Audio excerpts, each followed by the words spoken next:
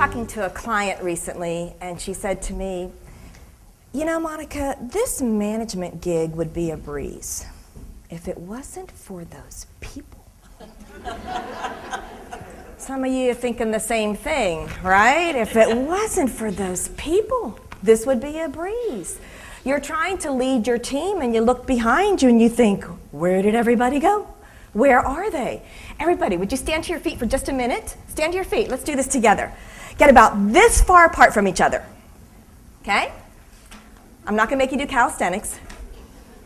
All right, now raise your right hand over your head. Extend your forefinger. Now bring your right arm straight down in front of you. We're going to pretend that your body is a compass and your arm is the needle of a compass. I'm going to ask you to close your eyes, and I want you to turn your whole body and point in the direction that you believe is true north. Now, no one looking around. Close your eyes, turn your whole body, and point in the direction that you believe is true north. No one looking. Okay, now open your eyes. Does your team look like this sometimes? Are you in trouble or what? Okay, now let's say that, don't sit down yet, say that exit sign is what is really true north. And you said to your team, hey, we need to go there. So would you all point to the exit sign so I know you know where we're going? Now look around. Team has a better chance of getting there, wouldn't you agree? Okay, go ahead and sit down. Thanks. Now, when you think about your team, you have some paper there. Go ahead and just draw a big circle on the paper. Just draw a big circle. That represents your team. If that's your team, where should you be in relationship to that team? Where would you put you? In the center? Okay, put an X in the center. Anybody think any differently? Where would you put you? I'm sorry? North. Good. North. Any thoughts other than the middle? On the line? Going, okay, so kind of around the line. Good. Any other thoughts? Outside the line. Okay, put an X outside the line. So we have an X outside the circle, we have an X inside the circle, and we have on the line. Okay, who's right? What do you think? How can you all be right? That was 3 different answers. However, you are all right. Let's think about that. If you're the X that's inside the circle, that's your role as a manager. That's when you're working in the system. You're making sure that people get to work on time. You're making sure they're following procedures. They're fulfilling their job descriptions. Now, if you're the X outside the circle, that's when you're in your leadership role. That's when you're working on the system. That's when you're thinking, well, why are we doing it this way? Is it because we've always done it this way? Well, maybe the things we've always done aren't working anymore. So how can we do it faster? How can we do it cheaper? How can we increase productivity, decrease customer complaints? That's the leadership role, working on the system. Now, ideally, you're riding that track so you can jump in when you need to and jump out when you need to. Let's do a little analogy. Who's a cute NASCAR driver? Gotta be cute or I'm not interested. Who do we know? Jeff Gordon. Okay, Jeff Gordon. What's his number? 34? Is he 30? 24? Jeff Gordon. His job in a race is to stay on that track. Am I right? But occasionally he has to go into the pit. Strategically, when's the best time for him to go in the pit? Yellow flag. When the yellow caution flag is up, it's a good time to go in the pit. Now, if Jeff spends time in the pit when the green flag is up, where does his team's chances of winning go? Down. So, what I know is that the same thing happens to you, is that you have to spend time in the pit, but we have to do it strategically. But here's what I know. Definition of management, to command and control. How many of you are doing a whole lot of commanding and controlling? Not so much. You look now, there's a brand new term that's taken over command and control. You can write this down because this is your life. It's called chaos management. Chaos. They call it chaos because if we were to take one of these cameras and follow you around when you go back to work Monday morning, do you know what I'm going to see?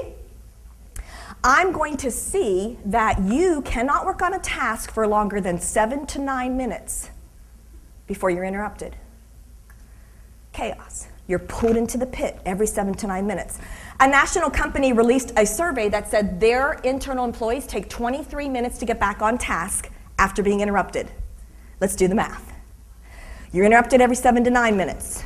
You try and get back on task, but before you can get back on task, what happens? You're pulled back into the pit. So you try and get back on task, but what happens? You're pulled back into the pit. So you try and get back on task, you're pulled back into the pit. So is it any wonder at the end of the day when someone says to you, so what'd you do today? I don't know, but I haven't stopped. I haven't even had water. You're just constantly in that chaos being pulled into the pit. But there are strategies that we can learn so we spend less time in the pit. When I come into your company and train with you and your team, we can learn some simple strategies to keep you out of that pit. Let's do a quick exercise. I want you to think, go ahead and write this down. Think of a number between 1 and 10 and write it down. Any number. 1 and 10, write it down. Multiply that number times 9. If you need some help, ask your partner next to you. Okay? Now, in the answer you just got, you probably got 2 digits in the answer. Now I want you to take those 2 numbers of your answer and add them together. Okay? Now subtract 5. Take the number you just got and translate that to a letter of the alphabet. So 1 would equal A, 2 is B, 3 C, 4 D. Good? Think of a country that begins with that letter you just wrote. Country? Write it down. Look at the country you just wrote and look at the second letter and think of an animal that begins with the second letter. How many of you are writing an elephant in Denmark? How does she do it? Now, how many of you got outside that box a little bit and you wrote like ostrich in the Dominican Republic, or you wrote an eel or an elk? Okay, it's important. Let's take a look. Everyone look around. Elephant in Denmark, raise your hand. Okay, look around. Now, got outside the box, did ostrich, eel, elk? Good. It's a classic example of a principle that's called the 80-20. 80-20. You find that 80-20 can hold true, and it's a great strategy for keeping you out of the pit when we start applying some of the 80-20 principles. Here's an 80-20. 80% of car accidents are caused by 20% of the drivers. You know who those are? And don't say women.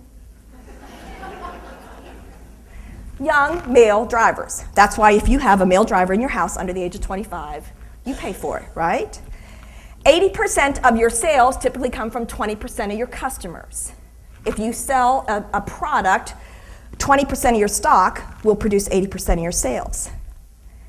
As a team leader, you spend 80% of your time with 20% of your problem employees, right? When we start taking the 80-20 and applying those principles with your team, we find that we can stay out of the pit. For example, when you look at your circle, 80% of what happens with your work team should happen whether you're there or not. 20% is the sizzle that you bring. That's the sizzle that you're bringing to the table. Think of delegation. If somebody can do something at least 80% as good as you can do it, we need to be delegating it. If they can do it at least 80% as well. Time management. 20% of your day produces an 80% return. Here's where that gets scary. Where you're spending 80% of your day is producing how much? 20%. Same with your staff. When you're looking about as a team leader, the typical manager spends about 80% of their day with their bottom 20%. How can we turn that around where you're spending your day with your higher achievers? So you bring them up some and you're making a big difference in your company. Again, when we work on training on these simple strategies of 80-20, we can really make you a highly effective team leader. Thank you very much.